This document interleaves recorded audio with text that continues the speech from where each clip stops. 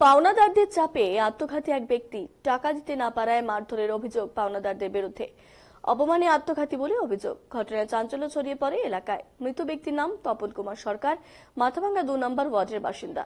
পরিবারের দাবি, ধারে টাকা নিয়েছিলেন কয়েকজনের কাছ থেকে, এমনকি চড়া সুদও দিচ্ছিলেন তাদেরকে, কিন্তু পুরো টাকা পরিশোধ করতে না পারায় টাকার জন্য চাপ দিত, অভিযোগ মারধরও করত। গতকালও মারতে উদ্যত হয় এক পাওনাদার, সেই কারণে এই ঘটনা বলে দাবি পরিবারের।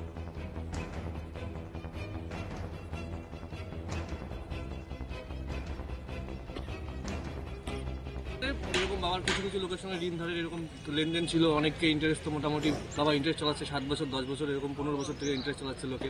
এই লোকের পেশা ইন্টারেস্টের পর ইন্টারেস্টের পর ইন্টারেস্ট এরকম দিতে আজকে হেনস্থ হয়ে গেছে প্রচুর, মানে মার্কেটের ঋণও হয়ে গেছে প্রচুর। এখন টেনশন নিতে লোকজন যেখানে সেখানে অপদস্থ করে, যেখানে চট ঠপর মারতে যায়। উনি একটা চাকরিজীবীর লোক, আর সহ্য করতে পারেনি। কয়েকদিন ধরে তো প্রচুর অত্যাচার চলছে লোকের। এই লোকগুলোর অত্যাচারের জন্য আজকে বাবা শেষ পর্যন্ত এই কাজটা ঘটাতে বাধ্য হয়েছে। সুইসাইড করেছে। মানুষকে যাদের থেকে টাকা নেওয়া হচ্ছে তাদেরকে তো প্রচুর ইন্টারেস্ট দেওয়া হচ্ছে, 10% হিসাবে ইন্টারেস্ট প্রচুর বছর থেকে দেওয়া হচ্ছে। দেওয়ার পরেও মনে করো এখন ইন্টারেস্ট তো প্রচুর দেওয়া হচ্ছে মানুষকে। এখন সেই ইন্টারেস্ট বাড়তে এখন 25-30 লাখ টাকা হয়ে যায়।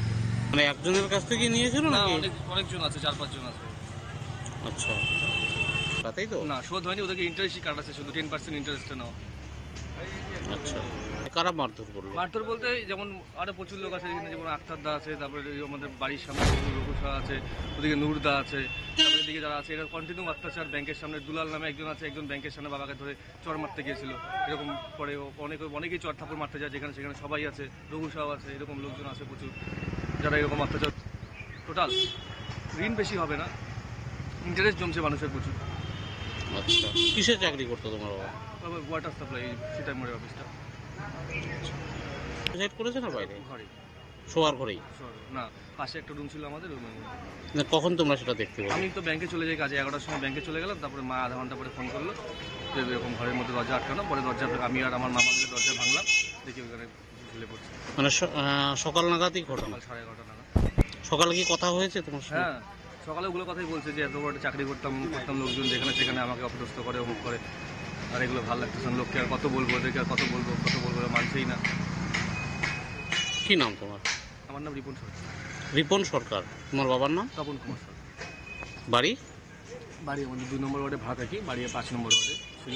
ওটাও দিনের চালায় বিক্রি করা হয়েছিল, 5 নম্বর ওয়ার্ডে হয়েছিল। বসে যারা টাকা পায়, এবং এই ভদ্রলোক যিনি আজকে হ্যাং করেছেন তিনি খুবই ভদ্র এবং খুব ঠান্ডা স্বভাবের লোক, এবং তার মানসিকতাও ছিল টাকা ফিরিয়ে দেওয়া। কিন্তু যারা এই আর কি সুদে পয়সা দিয়েছে, সুদের যে এত হার এদের, সেই সুদের পয়সা জমা হতে হতে কেউ হয়তো দেখা যাচ্ছে 10 লাখ, কেউ 12 লাখ, কেউ 15 লাখ সুদের পয়সা পায়। এবং এর আগে আমার কাছে খবর এসেছিল যে গায়ে হাত দেওয়া, রাস্তাঘাটে চড় থাপ্পড় মারা, এগুলো নিয়ে আমরা বসে সিদ্ধান্ত নেওয়া হয়েছিল যে উনি একটা লোন করে যে যত পায় অর্ধেক করে সবাইকে দিয়ে এটা মিউচুয়াল করে নিবে, এবং তার জন্য উনি লোনও করেছে। এখন হঠাৎ করে গতকাল কি পরশু দিন কে বলে আবার ব্যাংকের সামনে চড় মারছে। এর জন্য হয়তো আজকে উনি নিজেকে না করতে পেরে সুইসাইড করছে। কি নাম ওনার? বসে